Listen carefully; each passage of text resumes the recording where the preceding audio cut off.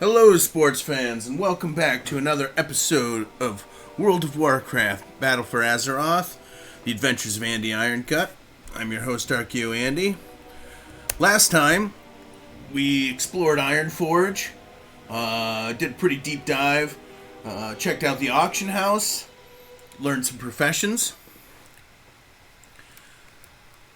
and we're back in the Thunderbrew Distillery. Appears we've got some mail. I think we had some auctions up. Let's see if maybe they sold. Hey, auction successful. Linen cloth.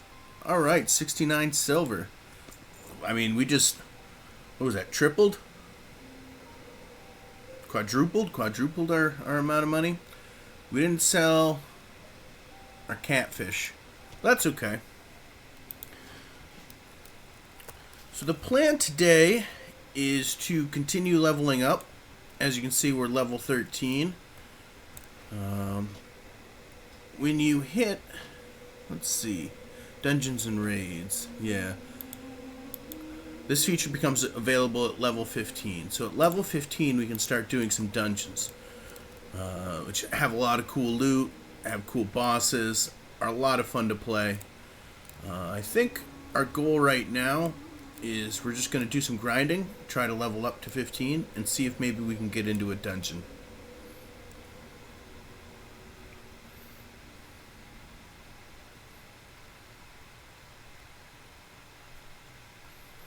Okay, we've got Gremlock Pilsnor, the cooking trainer. Glad to meet you.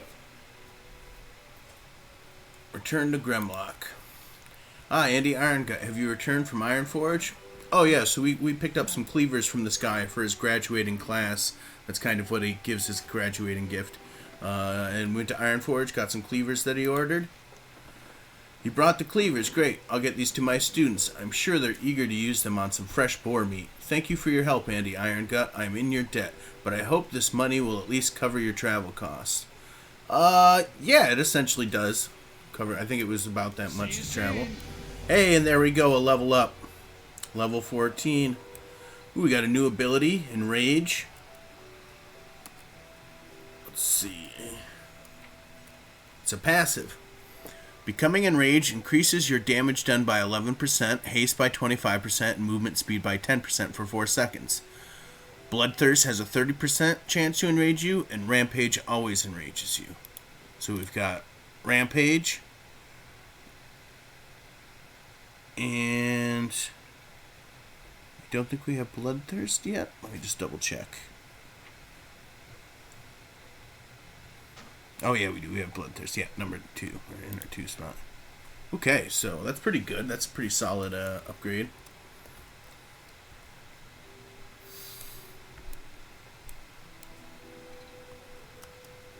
Let's go see what trouble we can get into. We've got another quest to turn in. Steel Grill's Depot.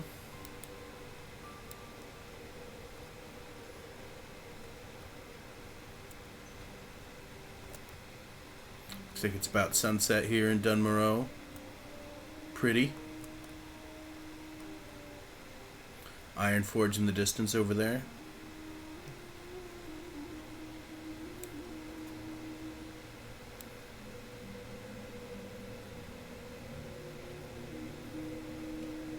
Okay. Delbur Cranktoggle, Covert Operations Technician. Good day to you. You must be the dwarf that Captain Theron said he'd be sending. I've already used that deployatron to get most of the Covert Ops team into position at Frost Main Retreat. They're just waiting on your arrival. The Cataclysm has brought our enemies closer to home, so the Chief of Nomarian Covert Operations asked me to build a device to dispatch personnel quickly and quietly to any corner of Dunmoreau. Behold, the ultra-safe personnel launcher. With a jolt of electricity and the benefit of a VLD parachute system, that's very late deployment for you laymen. This baby will get you to the front in no time. Just hop aboard and prepare for flight. Slamp Wobblecog will be waiting for you in the drop zone. Use the ultra-safe personnel launcher to deploy to Frostmain Retreat. Off and away. Okay, here we go. I mean, it's ultra-safe, right? What could go wrong? Whoa.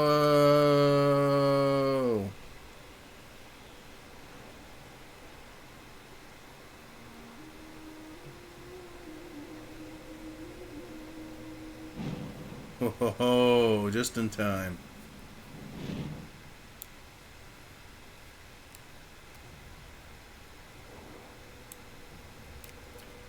Oh no. Slamp Wobblecog. Pleased to meet you. Don't worry, the feeling of being zapped won't stay with you for more than a few minutes. All in all, it's not a bad way to get where you're going. The parachute system needs some work, though. Very late deployment indeed. Sometimes too late. Anyways, we have a mission to carry out. When we're done here, those Frostmanes will fear us more than the Trogs. They'll have no choice but to leave. The Frostmane chieftain died in the initial Trog onslaught, but they've been led by a well-respected warrior ever since.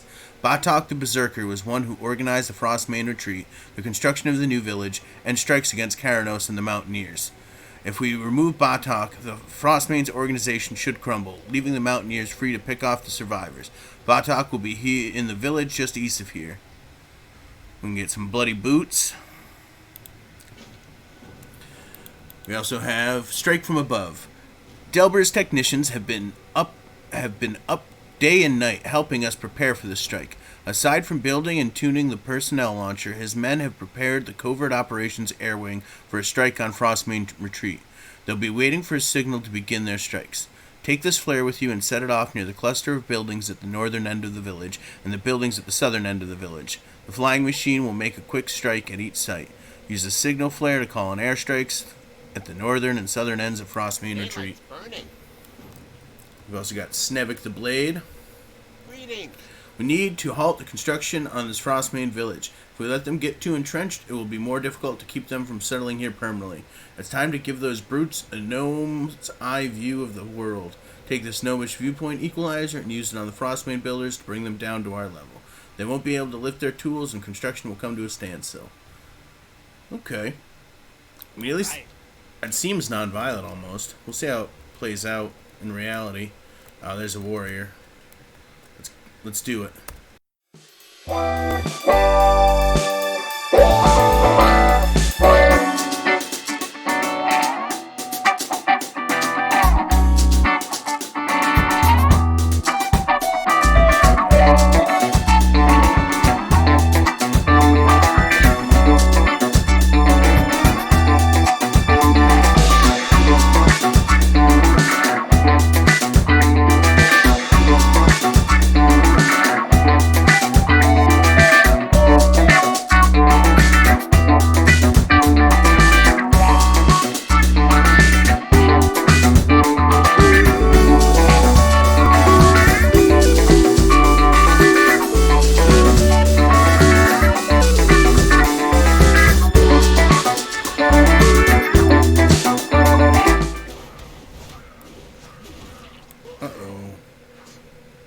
You can do it, buddy. Oh, man.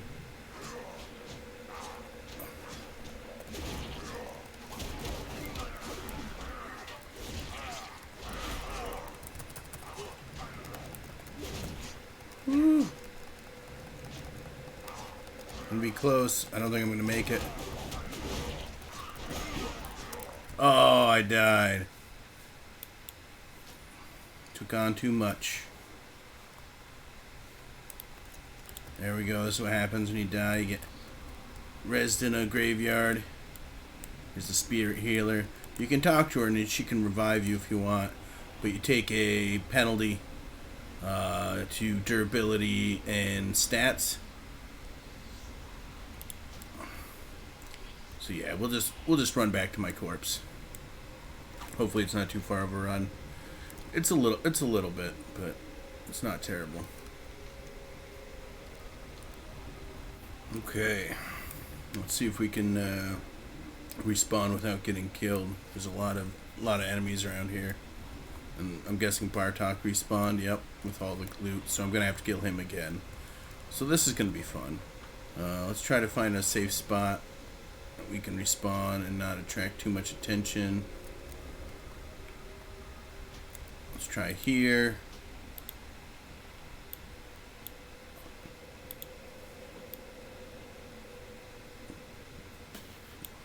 So we'll have to kill Bartok again so I can loot his corpse.